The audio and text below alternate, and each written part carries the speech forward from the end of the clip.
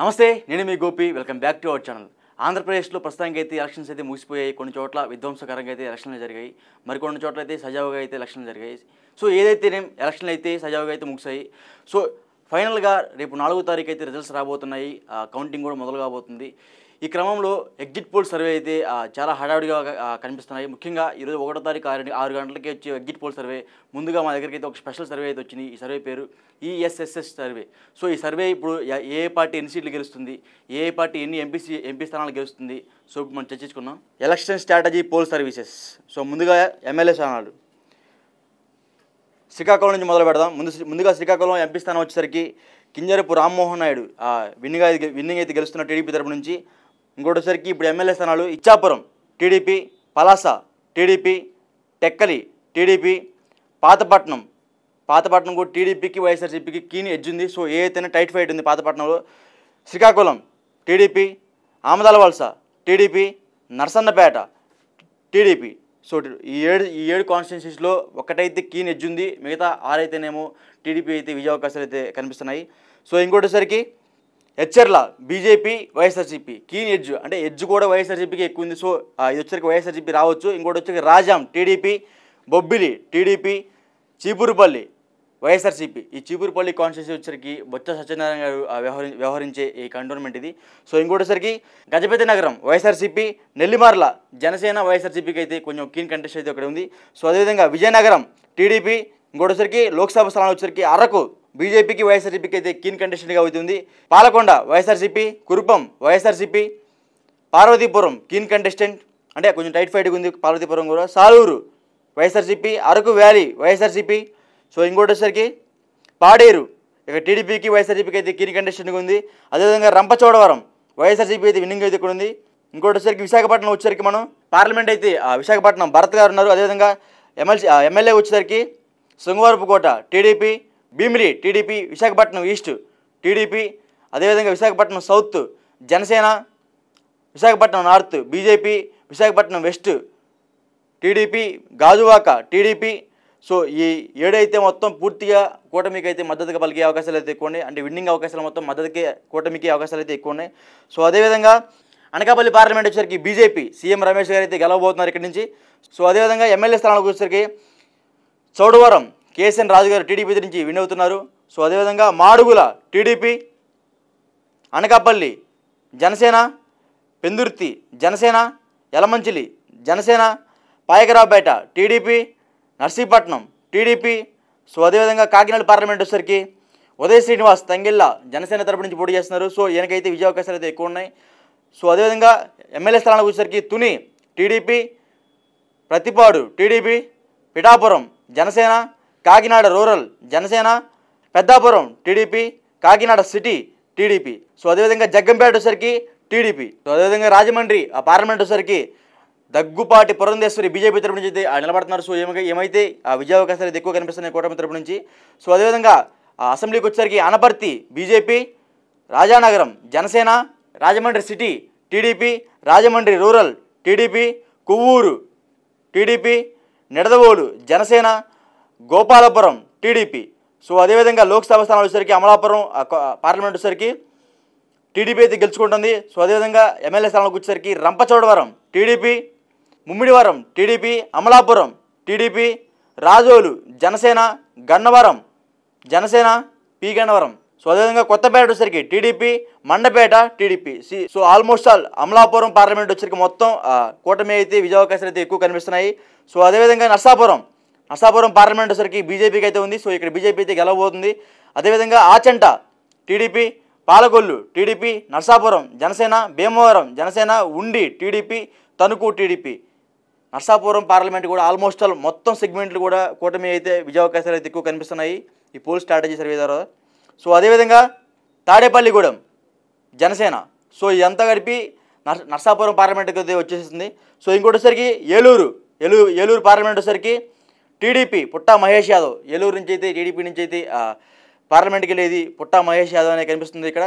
So అదేవిధంగా MLA వచ్చేసరికి Unguturu Janasena, Denduluru TDP, Eluru TDP, Polavaram చిట్టి బాలరాజు అదేవిధంగా వైఎస్ఆర్సీపీకి అయితే కీన్ కంటెస్టెంట్ అంటే హోరాహోరీగా నడుస్తుంది. సో ఏదైతేనే వీళ్ళ మధ్య బాగా కీన్ కంటెస్ట్ అయితే నడుస్తుంది. సో అదేవిధంగా చింతలపూడి టీడీపీ, నూజివీడు టీడీపీ, కైకలూరులో బీజేపీకి అదేవిధంగా వైఎస్ఆర్సీపీకి అయితే బాగా పోటీ ఉంది. అయినా సరే ఆ బీజేపీకి అయితే విజయావకాశాలు అయితే ఎక్కువ కనిపిస్తున్నాయి.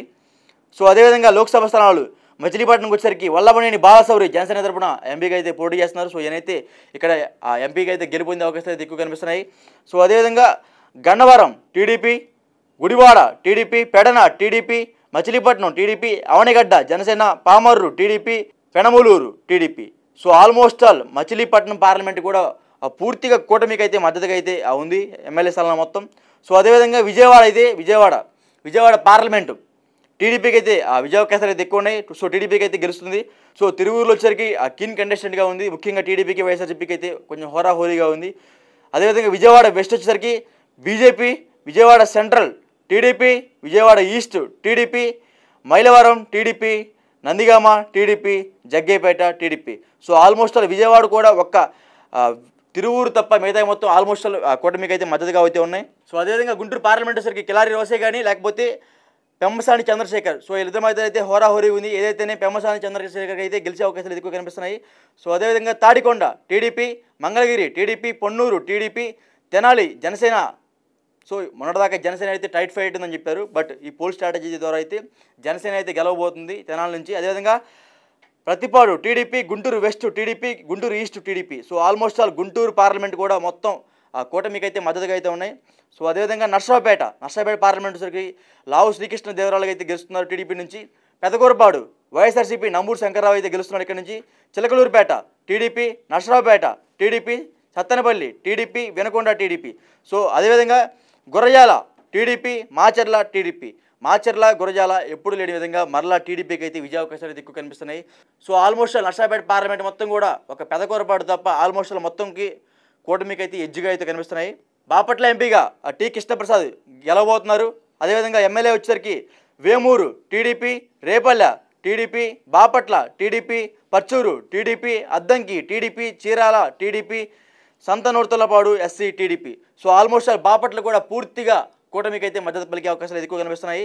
సో అదేవిధంగా ఒంగోలు పార్లమెంట్ వచ్చేసరికి మాగుంట శ్రీనివాసరెడ్డి టీడీపీ తరపు నుంచి నిలబడుతున్నారు. సో ఆయన ఇప్పుడు విజయావకాశాలు ఎక్కువ ఉన్నాయి. సో ఖచ్చితంగా టీడీపీ తరపు నుంచి ఆయన గెలవబోతున్నారు. ఎర్రగొండపాలెం కీన్ కంటెస్టెంట్ అంటే వైఎస్ఆర్సీపీకి టీడీపీకి పూర్తిగా హోరాహోరీగా నడుస్తుంది. సో వీరిద్దరి మధ్య ఏది గెలవబోతుందని 4వ తారీఖు అయితే డిసైడ్ అవుతుంది.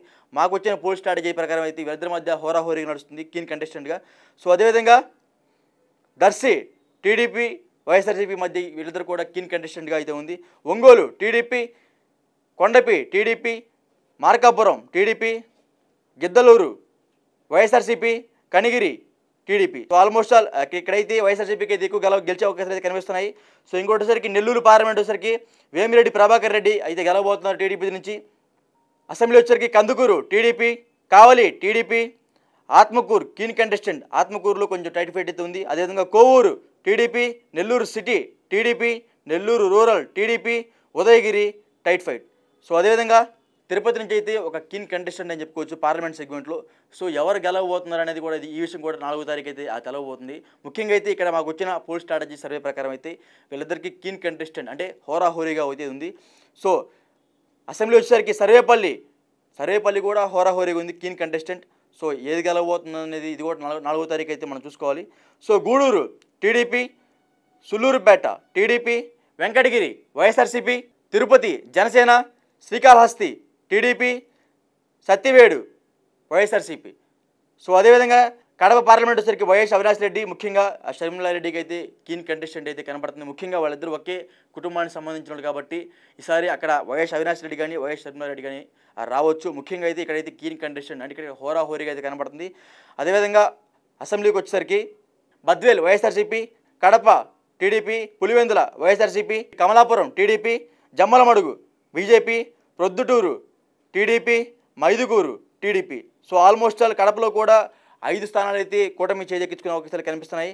సో అదేవిధంగా రాజాంపేట పార్లమెంట్ వచ్చేసరికి బీజేపీకి వైఎస్ఆర్సీపీకి ఇద్దరికైతే కీన్ కంటెస్టెంట్గా అయితే ఉంది. సో ఎవరు గెలబోతున్నారు అనేది ఇది కూడా మనం 4వ తారీఖు చర్చించుకోవాలి. ముఖ్యంగా రాజాంపేట అసెంబ్లీ వచ్చరికి టీడీపీ, వైఎస్ఆర్సీపీ వీళ్ళిద్దరి మధ్య హోరాహోరీ ఎలక్షన్ నడిచినా సరే ఇక్కడైతే వైఎస్ఆర్సీపీకి అయితే ఎక్కువగా గెలిచే అవకాశాలు కనిపిస్తున్నాయి.